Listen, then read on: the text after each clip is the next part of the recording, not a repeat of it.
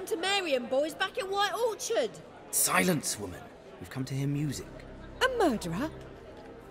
Many RPGs dwindle down side quests into 3 specific rewards: gold, unique gear, and experience points. Despite Witcher 3 being massive in scale, what CD Projekt Red has done with Witcher is intermingle secondary quests and monster contracts to connect with the main quest and make events organically conflict with each other. Opposed to quota-conscious, time-consuming side quest fodder, these quests build stories within themselves that hold more worldly significance. What the game succeeds at is presenting a conflict that not only rewards you, but can potentially damage your experience. What I mean to say is that Witcher 3 gives a 4th kind of reward: consequence. How is consequence a reward? Let's use one of my favorite examples from the early part of the game: Family Matters, followed by Return to Crookback Bog. In Family Matters, you have an abusive husband, the Baron, looking for his wife and child. On a basic level, in the mission you can aim towards either reuniting the wife and Baron or build resentment between the 2 parties. But on another level, you have conflict. In an alternative quest, you made the choice of saving a handful of orphans or giving them up to a trio of evil crones. If you hate the sacrifice and you choose to let the children escape, Geralt discovers the missing wife named Anna and finds out that she is punished by the crones. 2 quests that superficially had nothing to do with each other intersect, adding distress and misery to the end. Without all the facts, you choose who dies: the missing wife or the children. Kindness isn't always the right decision. The most humanitarian choices may burn you more than anything else. CD Projekt Red tries their best to shift away from what I like to call quest isolation, where decisions and actions are isolated into their own quest tree. A positive move, I like to think, because so often in popular RPGs, decisions only run in its own course. Kill 10 goats, get the item at the end of the cave, someone robbed me, go kill that guy.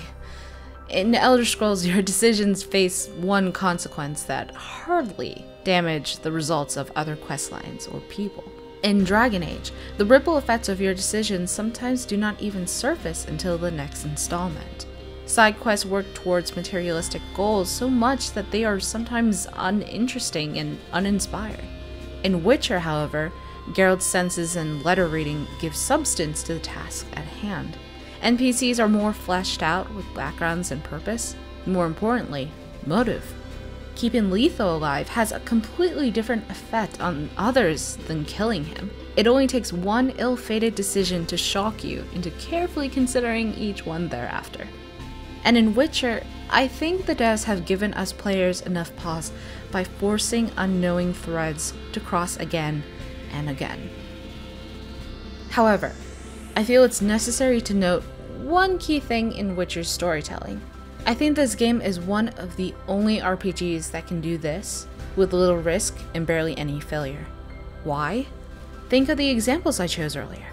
Dragon Age, Elder Scrolls. Unique, multi-raced, multifaceted protagonists with different origins and different values.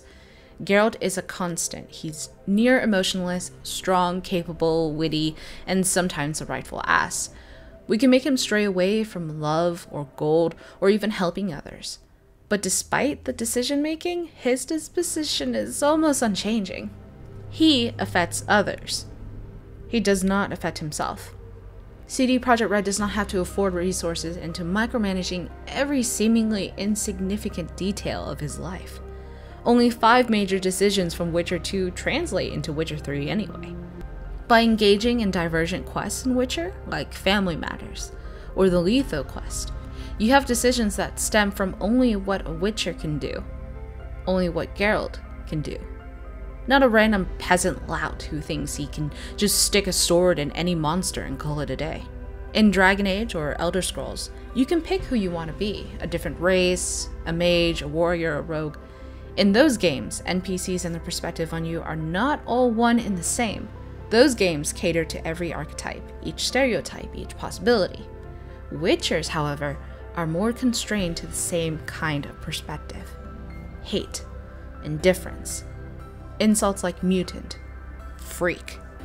In Witcher, the strength of divergent paths only succeed by Geralt acting as a constant, unchanging figure in the center, capable of throwing all else into the chaos. CD Projekt Red excels at creating paths that intertwine and corrupt internally, rising emotion and even fun for a player. A character will profit, a character over there will bleed. There's no happy ending, but consequence and consolation. Even complacency, depending on how you play. All in all, Witcher 3 makes side quests rewarding through 4 things instead of 3. Gold, unique gear, experience points, and consequence. It is an experience that makes Witcher 3 a positive one, even if the experience itself is twisted in its own pit of despair.